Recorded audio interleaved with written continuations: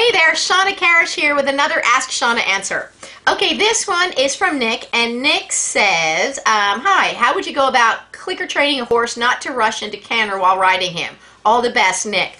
Okay, Nick, this is a good question because this question is really about that, if you ask me, that mental balance that I really strive for in the horses all the time.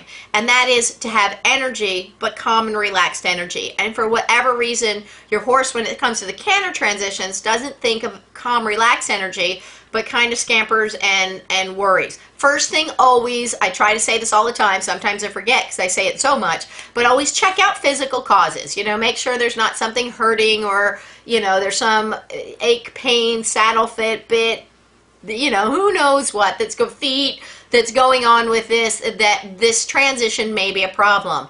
And even though you may look at this on the lunge line, it looks smooth and good and easy, but he's not carrying the weight of a rider in a saddle. So just double check all that physical stuff first. Make sure we don't have some underlying physical cause that's doing that.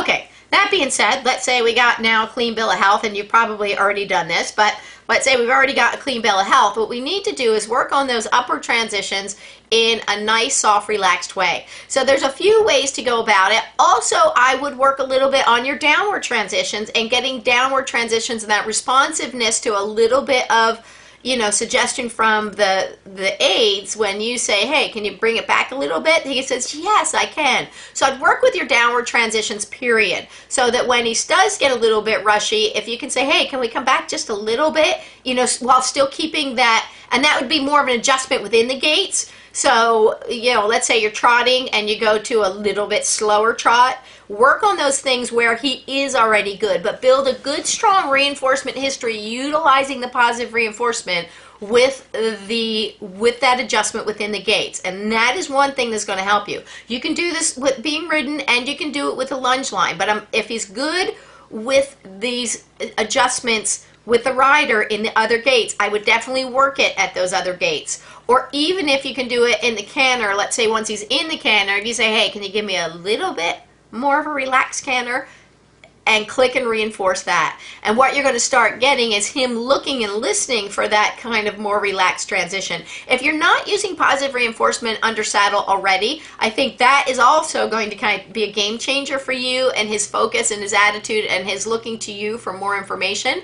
But in any case, we need to build up a stronger, even if you are, sometimes we have to build up a stronger reinforcement history with certain behaviors so they're better at them. So what I would do is I would work on the downward transitions and adjustments within the gaits and look for those relaxations at times where it's a slight relaxation and get that where you're looking for that. So you build a stronger reinforcement history with that and that sensitivity and that listening for those cues. But I'd also work on your upward transitions in the other gaits that are good gaits. So let's say you ask him to go from a walk to a trot, and I wouldn't click the moment that it feels the bright transition, but now this is a matter of timing, but that second that you feel it is the relaxed but confident going part.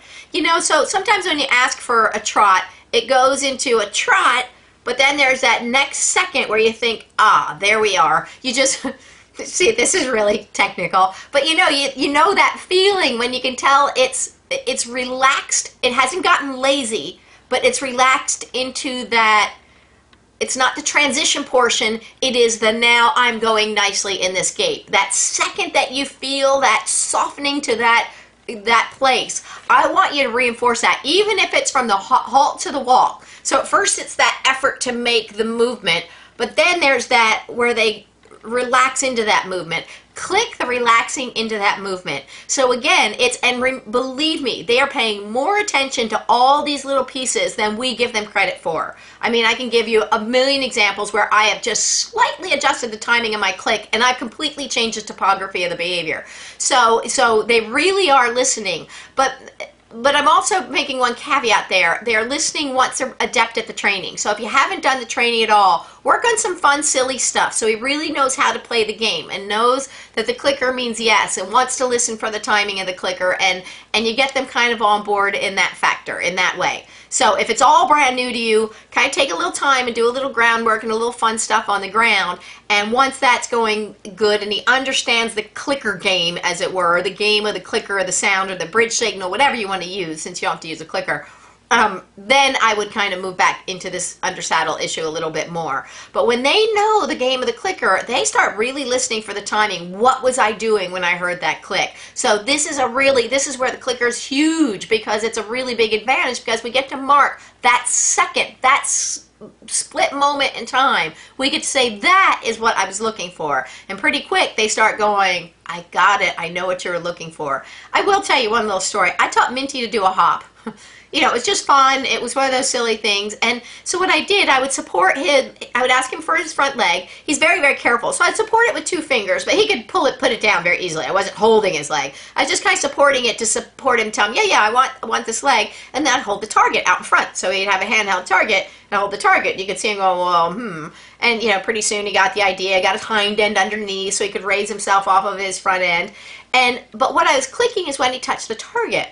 Well, the finished product, at this point finished, what I was getting was this kind of flat thing going forward, where it just kind of fell forward because everything I clicked was forward momentum to the target. So then I adjusted. And what I started doing, I started clicking not when he touched the target. I started clicking, and this is within 1 session. I mean, so I got this all worked out over a few sessions, and he got the idea, and I thought, ooh, look what I trained. And so then when I started doing, I thought, okay, that's what I'm going to do. I'm going to adjust this in the session. I'm going to change it. And so I started, instead of clicking when he was going forward, I clicked when he pushed off the ground. Within a couple minutes, I had little rears, because he realized I'm getting clicked for up, not out. So instead of going, he started going, wee, and then coming down, and wee, and then coming down. So that's how much they're thinking about the timing of the click. So I think as you start to kind of feel that moment and work it in the areas where he is best. So he starts building a strong reinforcement history with this concept of relaxing into his upward transition. And then I would then take it to the canter. Now, at first you may still get that kind of rushy canter, but the second you feel the canter settle, that's when I click and reinforce. And pretty soon he's going to be thinking, well, the quicker I relax, the quicker I settle and settle into my canter, that's when I'm going to get clicked. The sooner he's going to start doing it, and he will have clarity in this whole process, and the more relaxed he will become mentally, which will help create the physical relaxation. And that's really a big key as we start to introduce a positive reinforcement into anything from pee-off to jumping to you know, anything. The more they understand it and the more there's something in it for it, we can really shape that to be a nice relaxed energy, and that's really the goal we want to get to.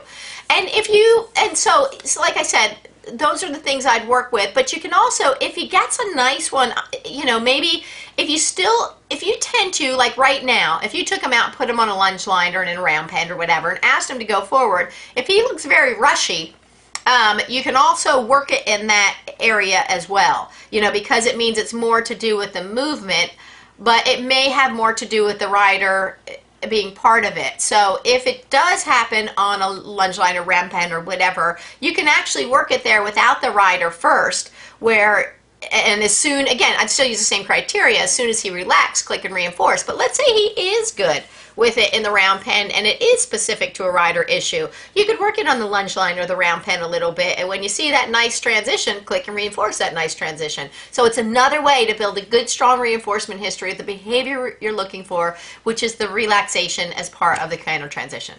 Anyway, Nick, I hope that helped you out. Please keep me posted. Let me know how things are going, and as you're moving along, you know, nothing is a flat recipe. These are suggestions and that I've had a lot of success with, but nothing is you know, every horse is an individual, and their history that they bring, that we bring, it can all vary. So I'd love to hear how things are going. I'd love to hear progress or where you get, you know, a little hung up, and we can kind of work through the next phase of things. Anyway, so if you or anybody else has more questions, please don't hesitate to get a hold of me at askshawna.com or shawnakarrasch.com. Until next time, enjoy getting your horse on target. Bye.